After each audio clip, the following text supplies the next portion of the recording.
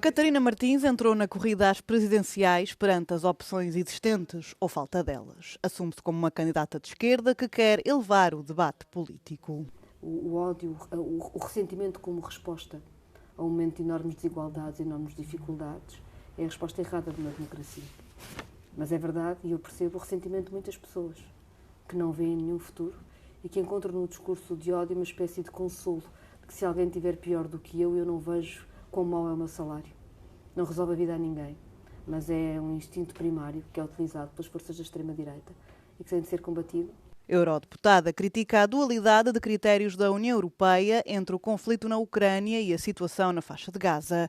Perante o aumento do investimento em defesa, defende uma maior autonomia da Europa, lamentando a falta de estratégia e a subordinação à NATO e aos Estados Unidos liderados por Donald Trump.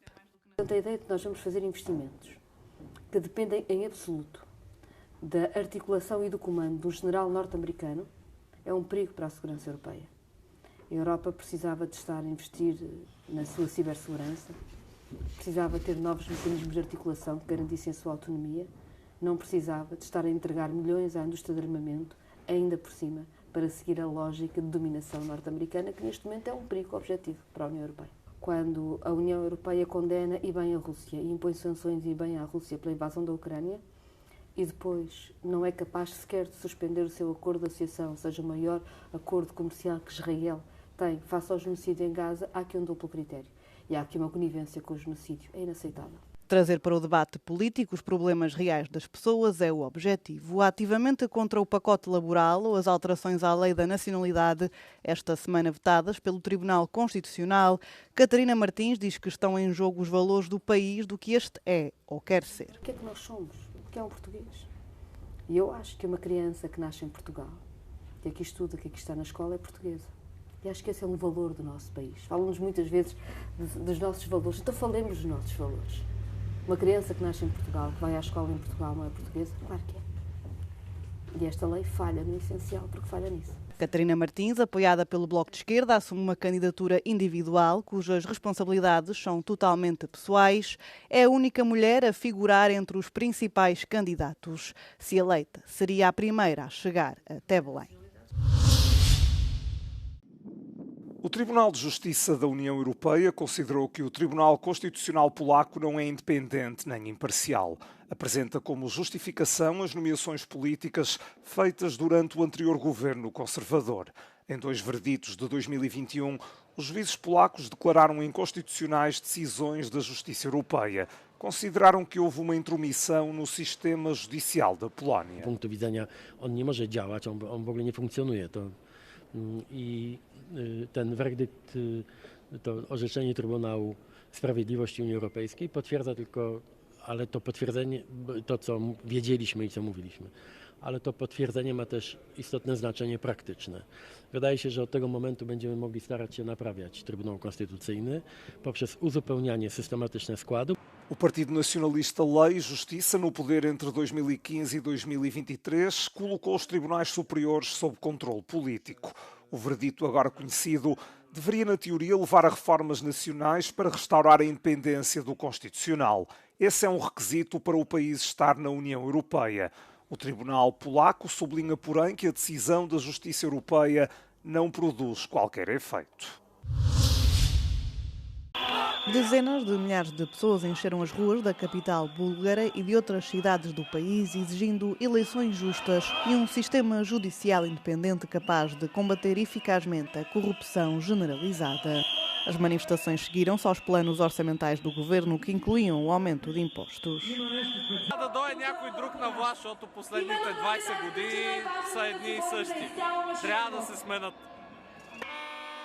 Apesar do governo ter retirado a polémica proposta de orçamento para 2026, a crise política agravou-se com o executivo a acabar por cair.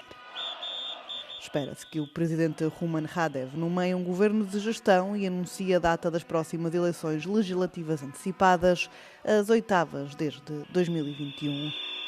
Os manifestantes exigem eleições livres de compra de votos, manipulação e falsificação de resultados, práticas que, segundo eles, prejudicaram as campanhas anteriores.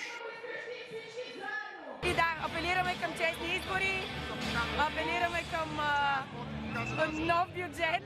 Не знаем защо се случва за трети път да трябва да вкарват един и същи бюджет.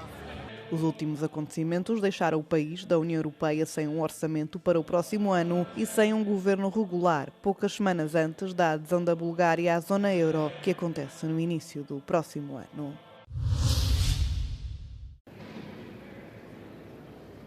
Na última cimeira europeia do ano, os 27 vão decidir se usam os ativos russos congelados no Ocidente para financiar a Ucrânia já a partir de 2026. Em entrevista à Euronews, o primeiro-ministro luxemburguês pediu que a Europa se una. I think what matters is that we stay focused on our objective, and that is to provide Ukraine with necessary financial means to survive in this war, because it's a war against Ukraine. It's a war that jeopardizes everything that we have built up after the Second World War. Borders cannot be changed by force, and so we want to support Ukraine, and we are looking for the means to continue on a sustainable path to support Ukraine. A Bélgica acolhe boa parte dos ativos russos imobilizados e, por isso, continua a opor-se ao chamado empréstimo de reparações que a maioria dos 27 espera aprovar durante a cimeira. Frieden mostra um otimismo cauteloso. I think we are moving into the right direction, but it will remain extremely complex. This is, as I said, from a legal point of view, this is extremely difficult because we don't want to do a confiscation of assets because we need to keep the rule of law. Financial stability also means that assets that are in Europe cannot be taken away by a political decision. Frieden também sublinha a importância do apoio à Bélgica. Of course, I mean, Belgium is a country that is used to many compromises, but this is a compromise among all of us. Europe is a group of 27 countries, and we need together to find solutions. It's about the future of our continent.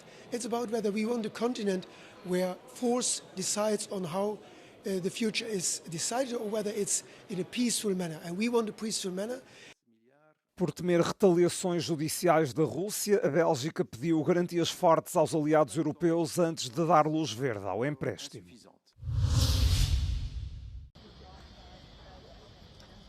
A comunidade judaica da Austrália ficou indignada após o ataque em Sydney que fez 15 mortos, entre eles uma criança de 10 anos. Acusou o governo de não ter feito o suficiente para combater o antissemitismo desde o início da guerra em Gaza. A resposta surge no campo legislativo.